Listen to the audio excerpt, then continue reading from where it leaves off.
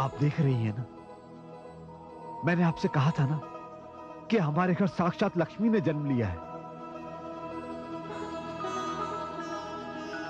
हे माते, हम पर कृपा दृष्टि रखना। पिताश्री, माताश्री,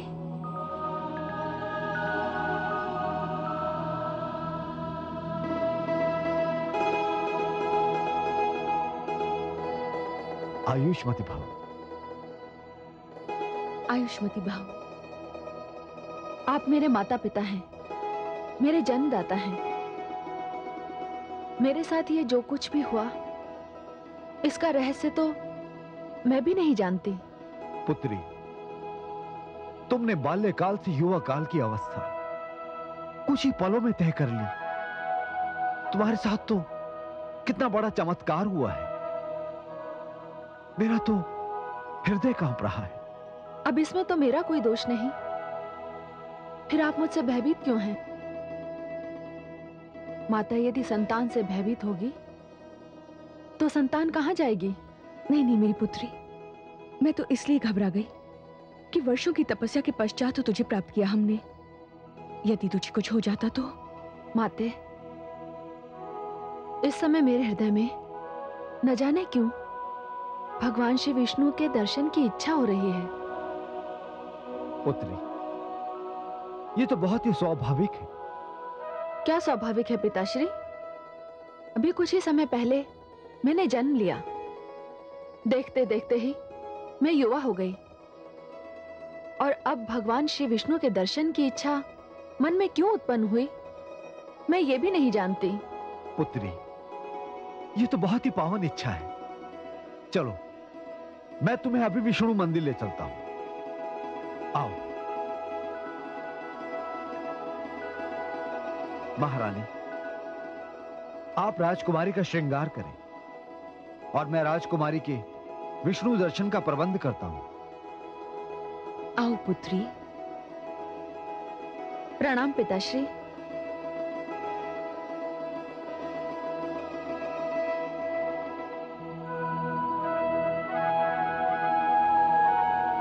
आप तो स्वयं माता लक्ष्मी हैं, तो आपके मन में भगवान विष्णु के दर्शन की इच्छा तो होगी ही।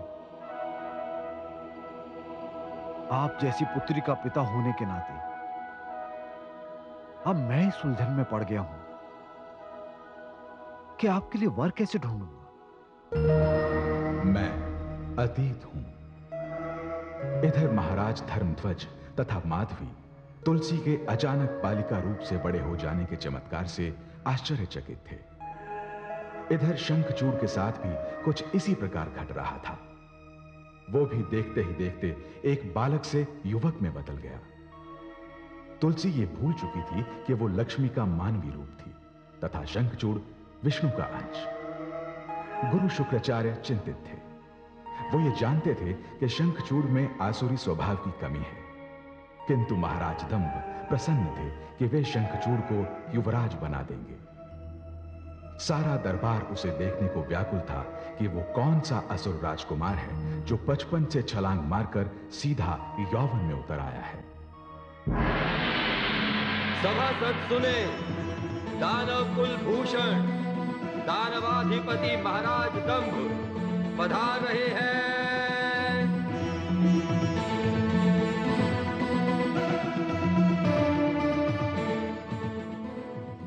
आप सब अपना अपना स्थान ग्रहण कीजिए।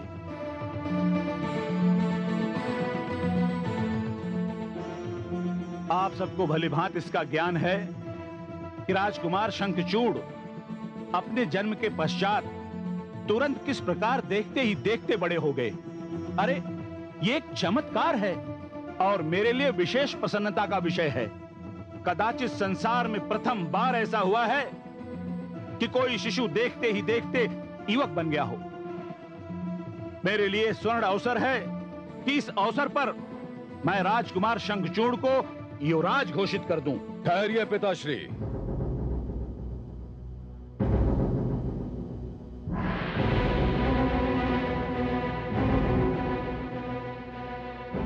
ठहरिए। राजकुमार शंखचूड़ की, राजकुमार शंखचूड़ की, राजकुमार शंखचूड़ की, राजकुमार शंखचूड़ की, राजकुमार शंखचूड़ की, राजकुमार शंखचूड़ की, राजकुमार शंखचूड़ की, राजकुमार शंखचूड़ की, राजकुमार शंखचूड़ की।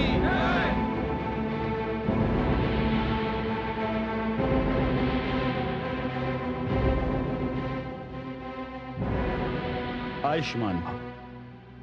पुत्र, दानव कुल में कदाचित तुम प्रथम दानव हो जो किसी अधिकार प्राप्ति के प्रति उदासीन है।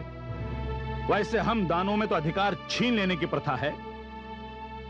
मैं तुम्हें युवराज घोषित करने जा रहा था, फिर तुमने मुझे रोक क्यों दिया? पिताश्री, मैं इस सिंहासन को प्राप्त करने से पहले कुछ शक्तियां प्राप्त करना चाहता हूं। मैंने असुर कुलगुरु शुक्राचार्य से विचार विमर्श भी किया है और उन्होंने भी मुझे तप करने का परामर्श दिया है। राजकुमार का कथन सत्य है महाराज।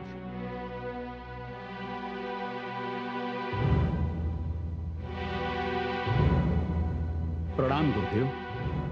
आयुष्मान भव। कुलगुरु, मैं अपने पुत्र के सिर पर शीघ्रातिशीघ्र राज मुकुट देखना चाहता हूं और आप उसे संन्यास का मार्ग दिखा रहे हैं। हाँ दानवराज दंभ, मैं आपका कुलगुरु हूं, किंतु ज्योतिष संहिता के जनक महान आचार्य भृगु का पुत्र भी हूं। यदि आपने तप करने से पहले राजकुमार शंखचूड़ को सिंहासन सौंप दिया तो मुझे खेद है कि आपको क्या कुलगुरु? आगे कहिए ना कुलगुरु। आपको राजकुमार की मृत्यु का शोक सहना पड़ेगा। नहीं नहीं गुरुदेव। हां दानवराज, यदि आपको अपने कुलगुरु पर विश्वास है तो मैं राजकुमार शंखचूड़ को जो मार्ग दिखाना चाहता हूं उस मार्ग पर आप उसे चलने दीजिए। पिताश्री, मैंने दानव कुल में जन्म लिया है। मैं दानवों की कीर्ति पताका आकाश में लहराती हुई देखना चाहता हूं। कुछ ऐसा करना चाहता हूं जिस पर आप गर्व कर सकें। ये सब तो ठीक है पुत्र, किंतु महाराज, अब किंतु और परंतु का समय नहीं है।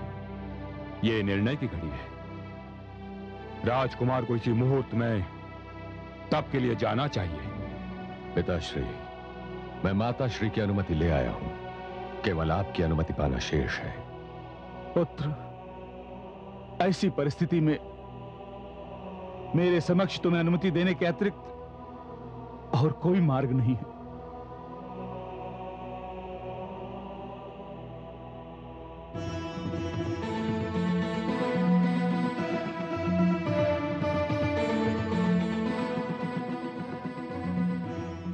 चलिए राजकुमार, मैं आपको कुछ अंतिम निर्देश देना चाहता हूं। जैसा आपका आदेश कुलगुरु।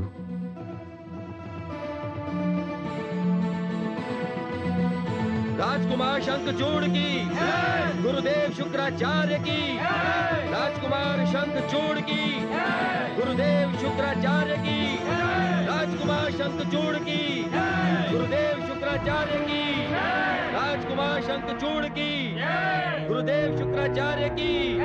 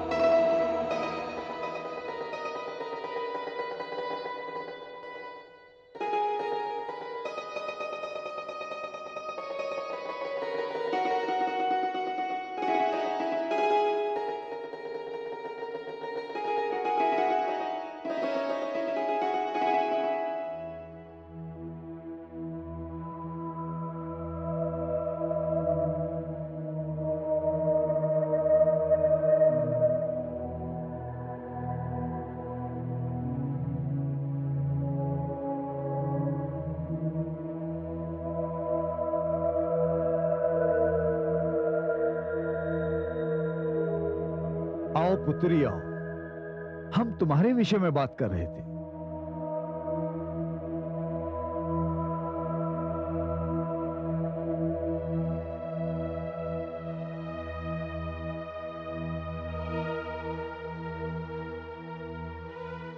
क्या बात है, आज हमारी पुत्री चिंतामग्न है? नहीं पिताश्री, मैं तो विचार मग्न हूं। हाँ, मैं आप दोनों को अवश्य ही चिंतामग्न करने आई हूं। क्या बात है पुत्री? मेरे मन में नारायण को ढूंढने की, उन्हें पाने की इच्छा घर करती जा रही है। मैं ये राजसुख त्याग कर हिमालय पर तपस्या करने जाना चाहती हूँ। ये तूने क्या कह दिया पुत्री? तुम्हें हमारे यहाँ कौन सा कष्ट है जिसके निवारण के लिए तुम नारायण का तप करने जाना चाहती हो? माताश्री, मुझे यहाँ कोई कष्ट नहीं, और आप जैसे माता पिता तो संसार में विरलों को ही प्राप्त होते हैं, परंतु जन्म लेते ही न जाने मुझे श्री नारायण को पाने की इच्छा क्यों हुई। मुझे उनके दर्शन के बिना कुछ भी अच्छा नहीं लगता। यदि आपने मुझे तप के लिए जाने की अनुमति नहीं दी, तो यह समझ लीजिए कि मुझे इस महल में दुख के अतिरिक्त और कुछ नहीं मिलेगा। जीवन मेरे लिए बोझ बन जाएगा। पुत्री, रुकिए महारानी, आप नहीं जानती, किंतु मैं पुत्री तुलसी की इच्छा से परिचित हूं। श्री नारायण की प्राप्ति की इनकी इच्छा अत्यंत स्वाभाविक है। पुत्री, कन्या होकर अकेले हिमालय पर तप कर पाओगी? एक बार फिर सोच लो। सोच लिया पिताश्री। मैं कन्या हूं तो क्या, उसी हिमालय पर भगवती पार्वती ने भगवान शिव के लिए ऐसी कठोर तपस्या की है कि उनका नाम ही उमा पड़ गया। पुत्री, हम तुम्हारी इच्छा शक्ति के आगे सिर झुकाते हैं। हम जानते हैं तुम क्या हो, तुम्हारे भीतर क्या क्या शक्तियां हैं। पुत्री, हम तुम्हें श्री नारायण की तपस्या करने की अनुमति देते हैं। पिताश्री, पिताश्री। पुत्री,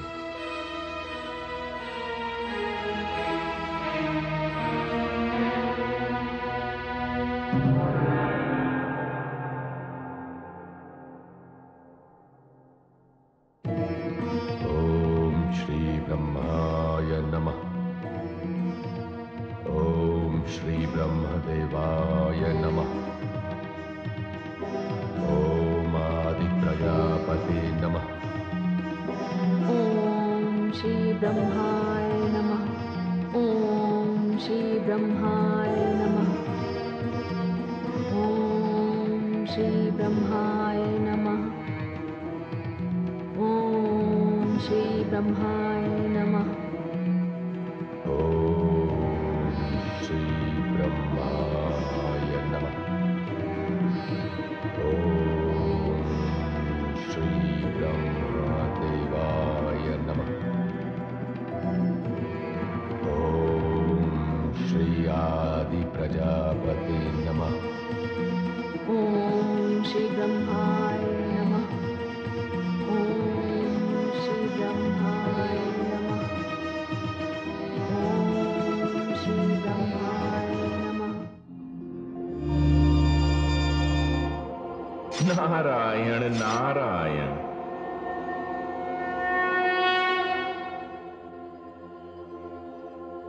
आइए देवर्षि, कैसे आना हुआ? हे प्रभु, एक जिज्ञासा, एक उत्कंठा मुझे आपके पास खींच लाई है। प्रभु, ये आपकी कैसी लीला है कि हिमालय पर देवी तुलसी और दानव पुत्र शंखचूड़ दोनों एक ही आराध्य भगवान ब्रह्मा को प्रसन्न करने के लिए घोर तपस्या कर रहे हैं। ये बड़ी अद्भुत घटना है प्रभु। ये घटना आगे कौन सा मोड़ लेने वाली है? देवर्षि, ये घटना कौन सा मोड़ लेगी ये तो विधाता ही जाने। पर विधाता ने भविष्य के गर्भ में क्या छिपा रखा है, उसे वर्तमान में जानने का प्रयास क्या उचित होगा? कथा का रोमांच इसी में है कि उसका अंत ज्ञात ना हो। हे लीला पुरुष, धन्य हैं आप, आदि और अंत सबके सर्वज्ञ, फिर भी सबसे तटस्थ। मुझे आज्ञा दे प्रभु। नारायण नारायण।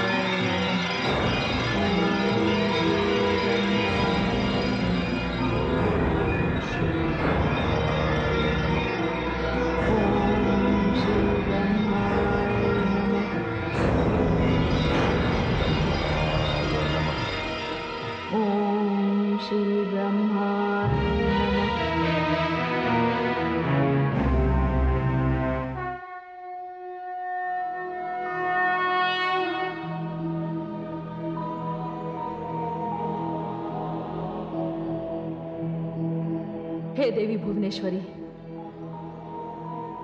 हे पराशक्ति, यदि आदि प्रजापति ने देवी तुलसी को दर्शन नहीं दिए तो उनके प्राण संकट में पड़ जाएंगे।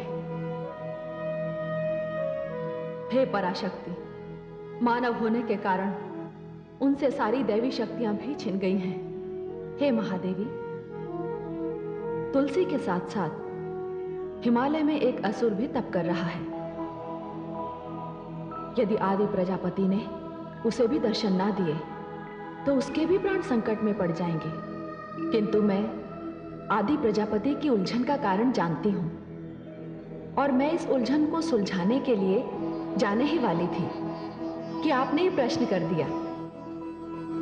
महादेवी, आप निश्चिंत रहें, तुलसी के प्राणों पर कोई संकट नहीं आ सकता, क्योंकि तुलसी की कथा तो अभी आरंभ हुई है।